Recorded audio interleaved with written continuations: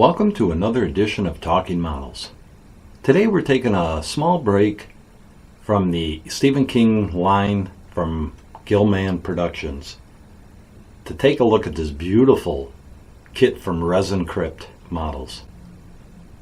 This is a commission piece that I just finished for my client in California, and it'll be on its way to him in just a couple days. And truly, this is one I'm sorry to see go. I purchased this one several years ago from Vin at Wonderfest, and it laid in my stash of kits. I'm sure you can relate, where they just stack up and they get higher and higher and higher and higher. Well, I never thought I really wanted to build this one. I tried to sell it several times. I took it to Wonderfest, tried to sell it, and I thought, well, maybe it's a sign. Maybe I'm supposed to keep it. Maybe I'm supposed to build it. Enter my client from California. Contacted me and asked if I still had this kit. He was interested in purchasing it. So now here I was once again faced with a dilemma. Do I sell it or do I keep it? Do I add it to the too many kits over on the other side of the studio? Or do I build it, which I've always wanted to do anyway, sell the kit, and have it go to a home that will display it proudly? So guess what I did? I sold it. So here it is finished. The Formula of Life by Resin Crypt Models, sculpted by the God-gifted hands of Robert Price. A beautiful 1/6 scale kit, and it has tons of little extras with it. A lot of work went into this one, a lot of detail, a lot of time, but a lot of pleasure. Bringing this one to life was a blast. Well, let's talk just a little bit about it today. As you can see, just an amazing, beautiful kit. You get the wall section, you get the figure, the head, you get the table, all the accessories that you see on here, the different types of beakers and vases or containers were all cast in clear resin, at least in what I received years ago, which was a blast to try to do different things, smoke them, and just kind of make them look dirty. And then of course you get the book of life that he has in front of him, a skull for inspiration, one of his gadgets here with the little meter lights, of course the electrodes, just so much there. The wooden floor, just going to kind of spin it gently here. It's not really together with the arms just setting on there because I wanted to be able to take this apart and ship them in pieces to my client and he can put it back together. So I'm just going to kind of spin it just gently so you can see everything that's in this kit. I mean, Robert Price did an amazing job with the sculpt of Colin Clive. Just that look of intense concentration as he's mixing that formula of life to bring Frankenstein to life. You see behind him, you see the foreshadowing of the shadow of Frankenstein that's behind him. Just a well thought out kit. And like I said, man, why did I sell it? Boom. Anyway, so here's what we did. Like I said, it comes in pieces. You get the top of the wall, bottom of the wall, the base. And basically I just screwed the bottom of the wall to the base so I can just pull the screws out, pack this bubble wrap it like there's no tomorrow. This piece here is pinned into the bottom. I'll just pop that out and be able to ship it nice and easy. Again, this one was all done with my famous base coating of black. I did use automotive light gray primer as my base coat for the entire kit, except for the beakers and the clear cast resin pieces. I left those alone. Now, you can do many things with that. If you decide to paint those, a lot of times you can put a coat of dull coat on it, kind of get a base coat, if you will, a bite for the paint. And then Tamiya makes clear paint. They come in just small bottles. They're not cheap.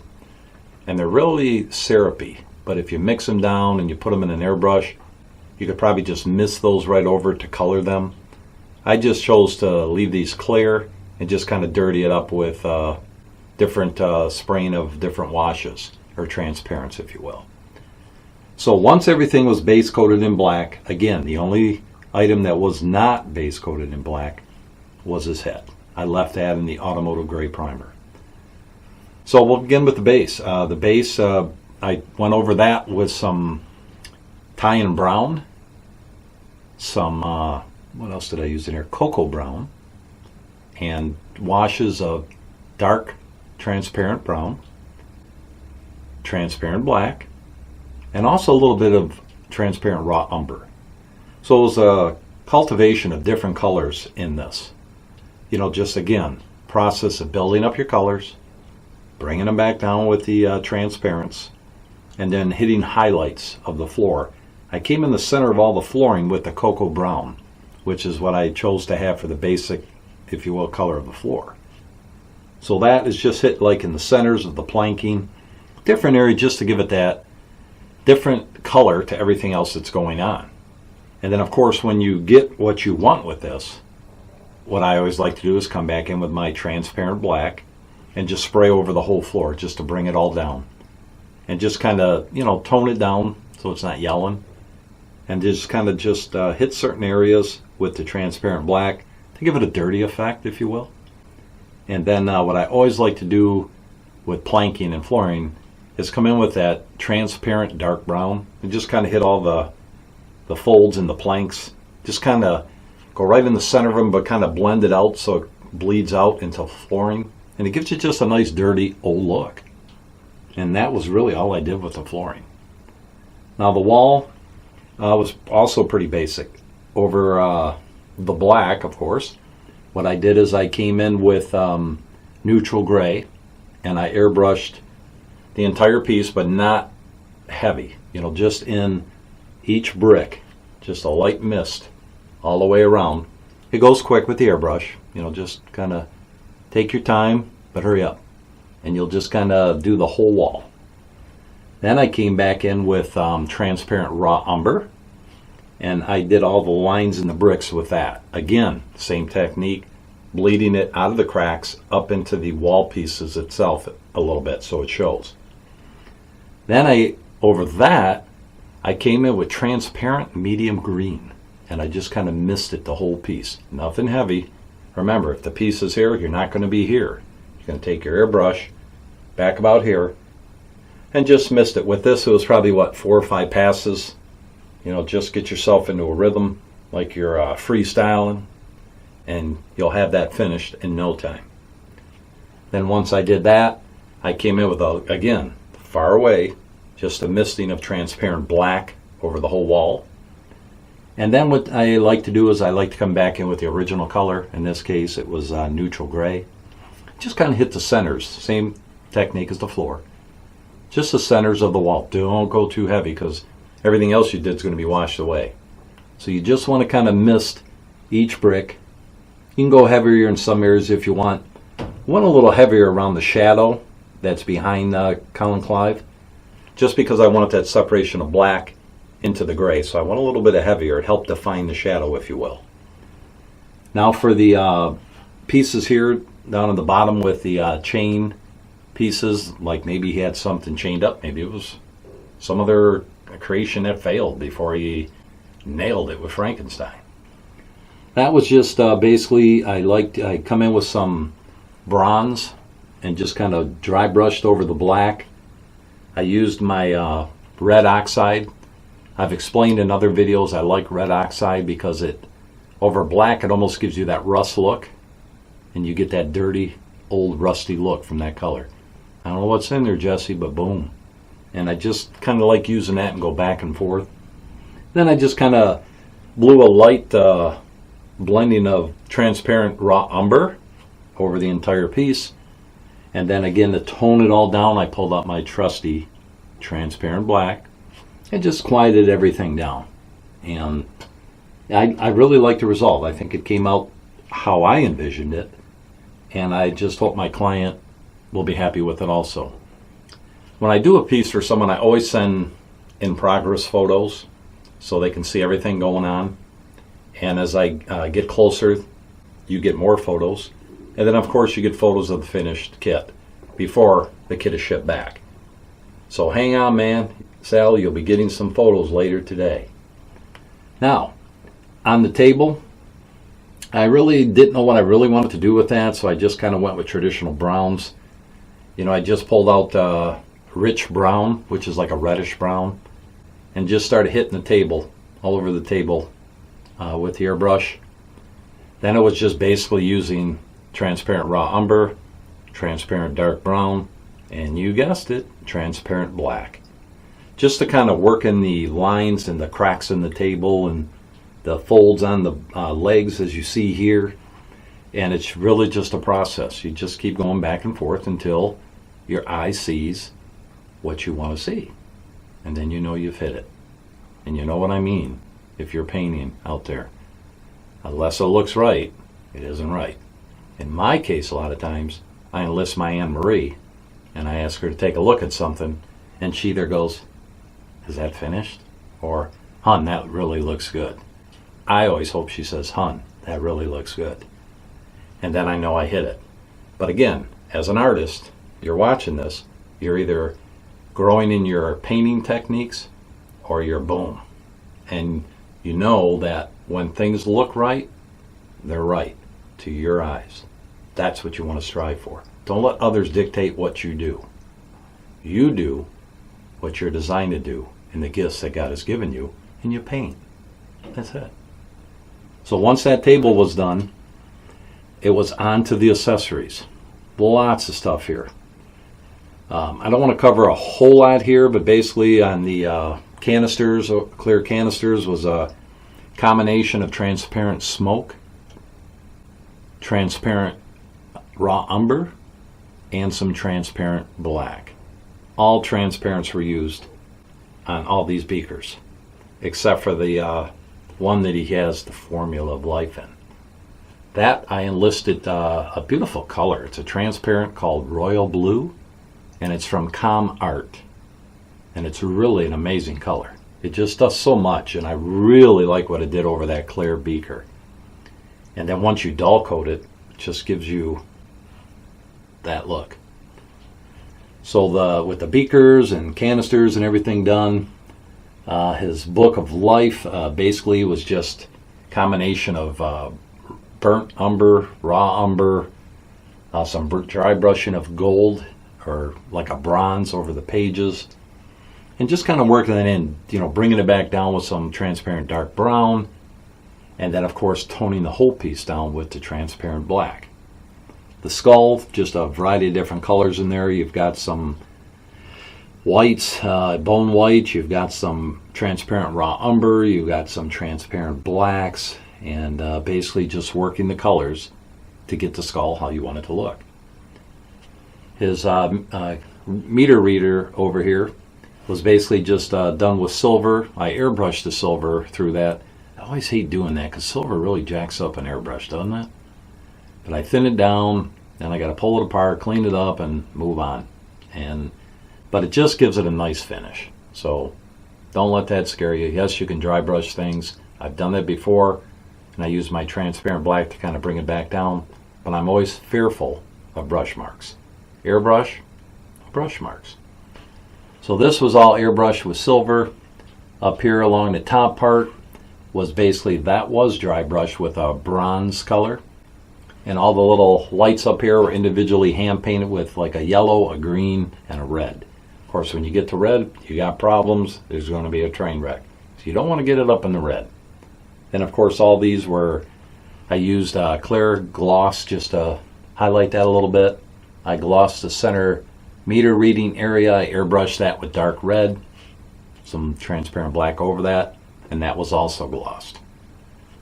The top of the beakers here, everything, I just really dirtied that beaker up here with just different airbrushing of transparents, raw umber, dark brown, transparent black, smoke, just a bunch of different things over that just to give it a dirty look. Because after all, there's a brain in there, and when he's pouring all that in there, I can imagine it's not going to be very pretty.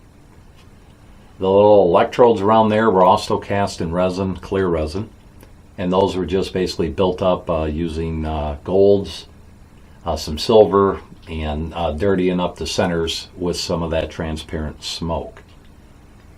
And that is really all I did, other than this part over here. I apologize. This was over black, just airbrushed again with that silver over all of this area, and then bring it all down, dirty it up with your transparent black.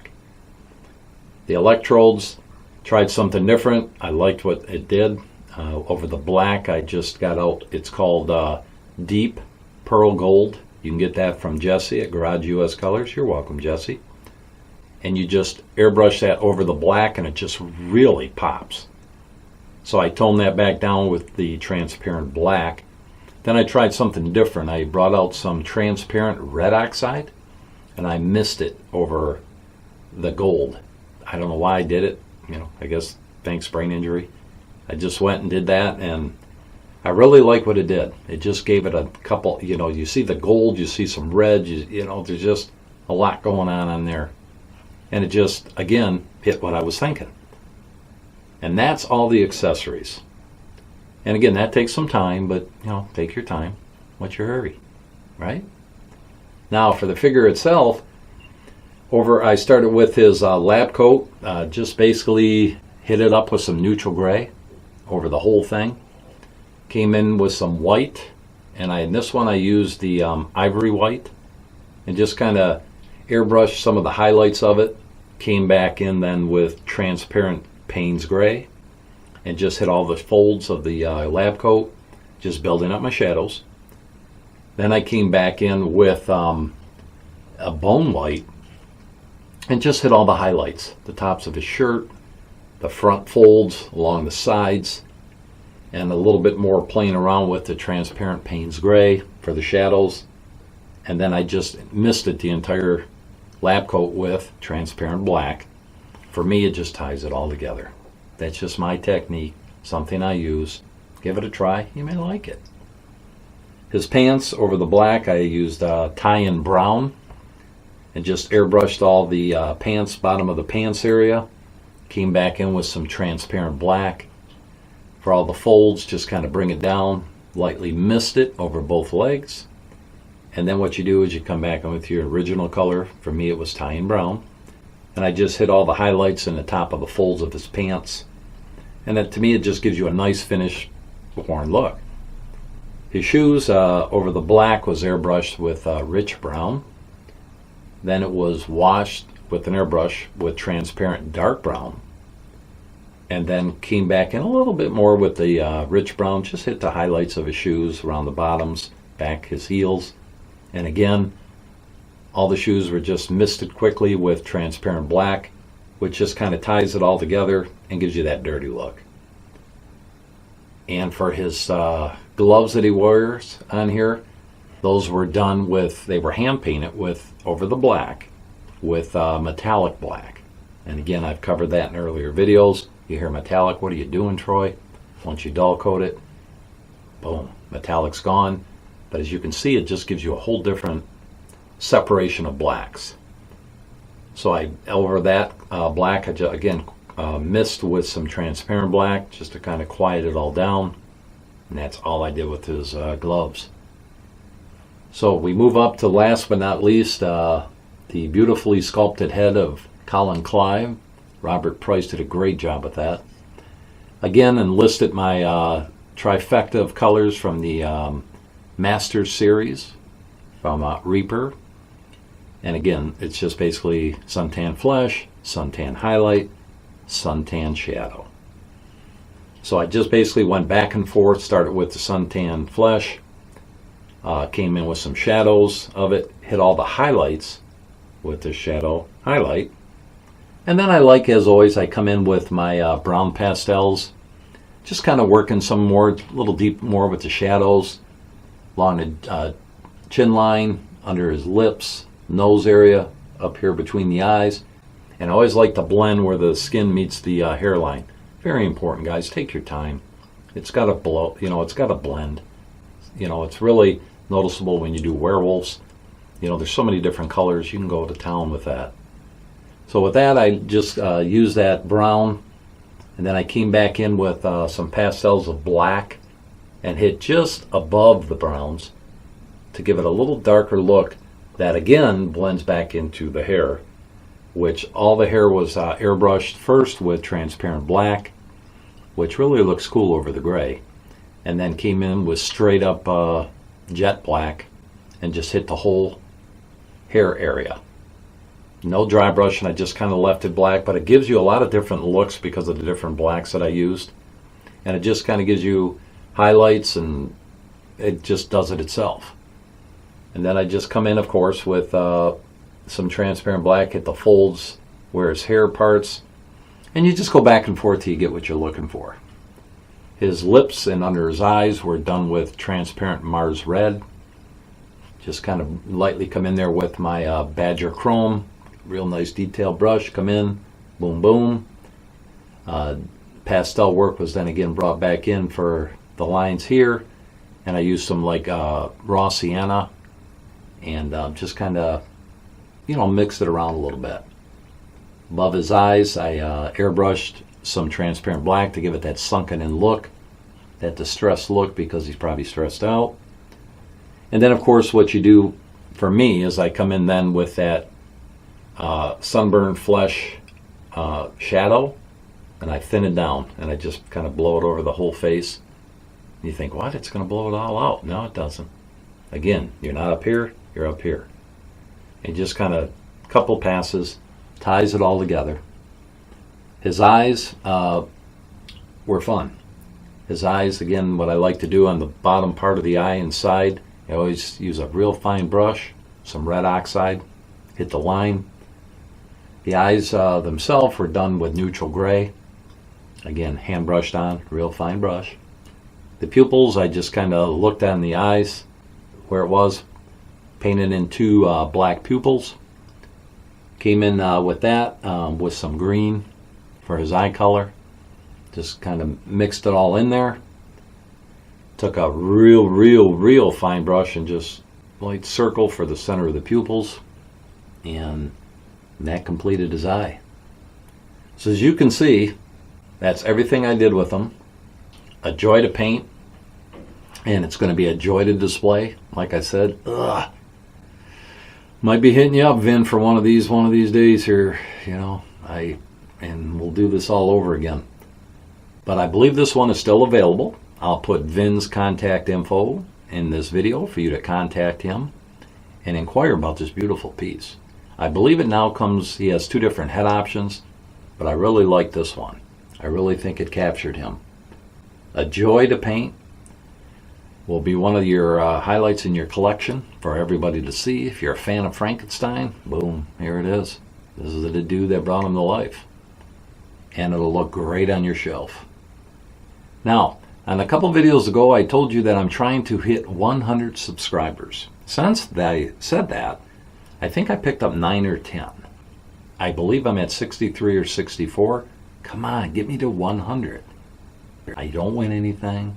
You don't win anything. But you're supporting somebody that loves this hobby. You're watching videos that I hope you enjoy.